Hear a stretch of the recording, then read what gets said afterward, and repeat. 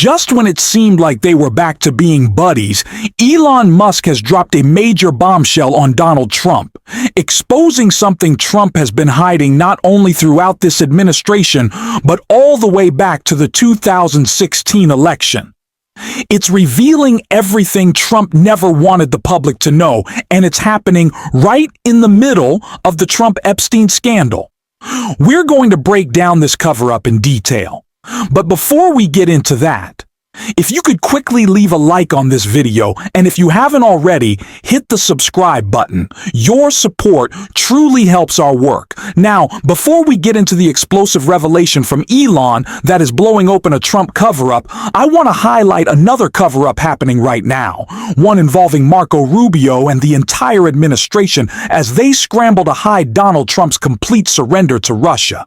That breakdown came out this morning, and it says a lot. Get to you on Ukraine because there's so much happening, and I know you're such a big supporter of Ukraine. There are 3 prominent U.S. senators who have gone on the record now, including Republican Mike Rounds, who said yesterday Secretary of State Rubio told them he was unaware of a threat to cut off U.S. support to Ukraine if they don't accept this proposed plan that's on the table. Here is how Senator Rounds described it. What he told us was that this was not the American proposal. This was a proposal which was received by someone who has identified and they believe to be representing Russia in this proposal. It was given to Mr. Witkoff. So since those remarks were made and backed up by multiple senators, I've received phone calls from senior White House officials, from senior U.S. officials saying, no, that's not at all what Secretary Rubio said. What version of events do we believe here in terms of what America is putting forward? Margaret, they've got to clear this up. You have Rubio's talking to my Senate colleagues saying one thing, the spokesperson for the State Department saying another. Your conversations with the White House contradict what the Secretary of State and, by the way, the National Security Advisor, same guy, has said about this. They've got to figure this out and get the message out and explain to the American people what's going on. I will say this, that plan, that's Putin's plan. That is a very good deal for Russia. It is a horrible deal for Ukraine, for our allies, and even for our own national security. If Putin gets the chance with that deal to, rearm, rebuild his economy, and gained territory, by the way, that's what he wanted. Well, then the Baltics, Poland, Romania, all those other countries down the line are at threat. Well, this might be one of the worst foreign policy scandals we have ever seen. We have known for a long time that Donald Trump is Putin's puppet, that he is willing to do and say whatever he wants, but literally reading the stage directions, being told exactly how to move, act, what to do, what to say is absolute insanity. Like we knew it was at this point, but to actually be so deliberate about it is insane. There is one senator who said that it looks like this could have been written in Russian, Donald Trump's plan, of course, for how he's going to end this war. It's really just Ukraine surrendering. But it's not just Marco Rubio. Carolyn Leavitt went out and defended this plan. She said it was wonderful and it was fantastic, and dear leader Trump is so smart and doing an incredible job. Everybody is implicated in this. Donald Trump is giving away. He is giving away our foreign policy to Vladimir Putin and saying, do whatever you want with it. I don't care as long as it makes you happy. And Trump knows he got caught. It's why he's posting this. We had to start with this before we get into Elon. Trump wrote on Truth Social, "The war between Russia and Ukraine is a violent and terrible one that with strong and proper U.S. and Ukrainian leadership would have never happened. It began long before I took office for a second term during the sleepy Joe Biden administration and has only gotten worse. If the 2020 presidential election was not rigged, the only thing that the radical left Democrats are good at doing, there would be no Ukraine-Russia war, as there wasn't, not even a mention during my first term in office. Putin would never have attacked. It was only when he saw Sleepy Joe in action and said, "Now is my chance. The rest is history." And so it continues. Trump writes that he inherited this war and is now continuing to lose it in this post over Joe Biden. Donald Trump has never fully explained how the war wouldn't have happened if he were president, but also the war is continuing, and he's president. It doesn't make a lot of sense. All we know is that Donald Trump knows that he has been caught. He has been caught red-handed. It is very clear that he works with Putin. It is very clear that outside interest, and by outside, I don't even mean the billionaire class running Donald Trump's administration. Outside foreign interest have control over this White House. But it's not just that they have control. It's that they're propping it up, which is what Elon Musk has exposed in not just a bombshell about the current administration, but how Trump won the 2024 election.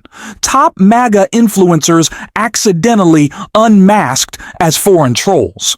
Elon Musk's social media site X has rolled out a new feature in an effort to increase transparency and unwittingly revealed that many of the site's top MAGA influencers are actually foreign actors.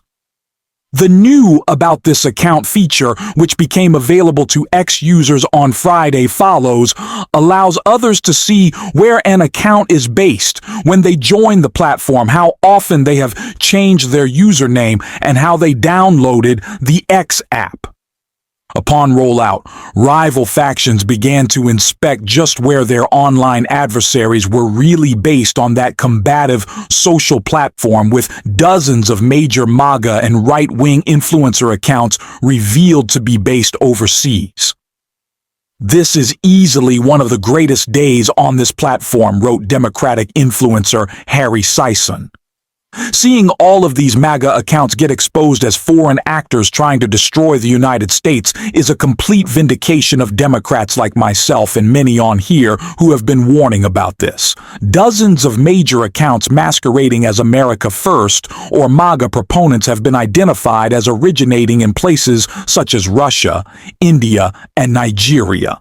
In one example, the account Magnanation X, with nearly 400,000 followers and a bio reading, "Patriot Voice for We the People," is actually based in Eastern Europe.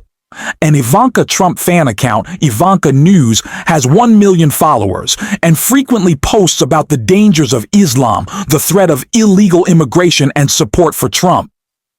The account is based in Nigeria. "This is a total Armageddon for the online right," wrote law student and left-wing influencer Micah Efron. "It's looking like half of their large accounts were foreign, posing as Americans all along." While About This Account went live on Friday, X's head of product development noted that the change had a few rough edges, which they are planning to smooth. Information about account location, for example, could be altered with the use of a VPN. Users on X reported that the tool being taken down just hours after it went live, with some speculating that the uncovering of the origins of far-right accounts may have something to do with its removal.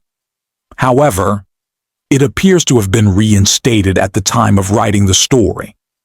The use of imposter accounts on social media to manufacture support for an individual or an ideology has long been observed online in America and across the world.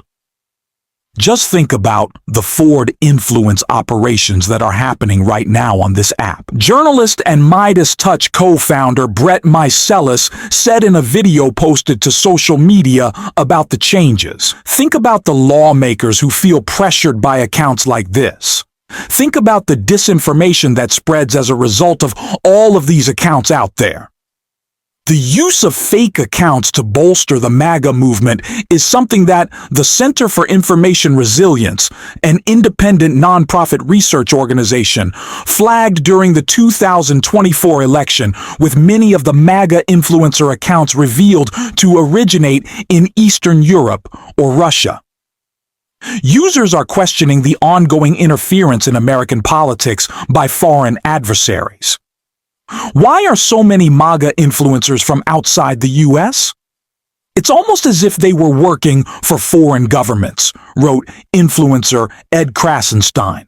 Not only is Russia feeding Donald Trump his talking points and handing him the exact so-called peace plan he wants to push, which is really just a surrender of Ukraine, they are also influencing our elections, shaping our current policies, and steering conversations on Elon Musk's social media platform.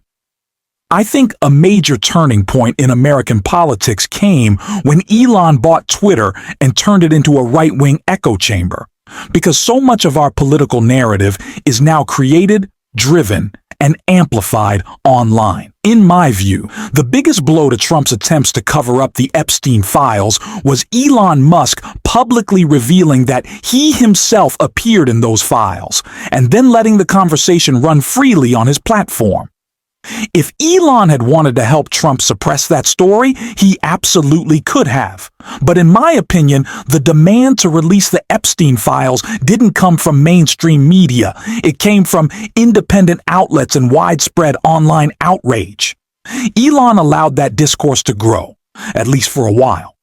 Who knows if he's trying to silence it now? What is clear is that Elon has exposed an uncomfortable truth about the right. Much of their political messaging is shaped by foreign influence, something Trump desperately wants to hide because it helps him pressure Republicans in Congress and clearly boosts him in the 2024 election. Trump doesn't want the public to know that, but it's becoming impossible to ignore. We need far less, really zero, foreign influence in our political decision-making. The fact that we've allowed other countries to shape our policies, with Israel being a major example, is absolutely wild. This is part of why so many people supported Zohran Mamdani's mayoral bid. A defining moment in his campaign was when he refused to go on foreign trips, saying, "No, I'm not visiting Israel or anywhere else. I'm running to be the mayor of New York City." That stance, combined with his historic campaign and genuine focus on affordability, is why he resonated with so many voters. And it's why he continues delivering such a powerful message, as we saw on Meet the Press today.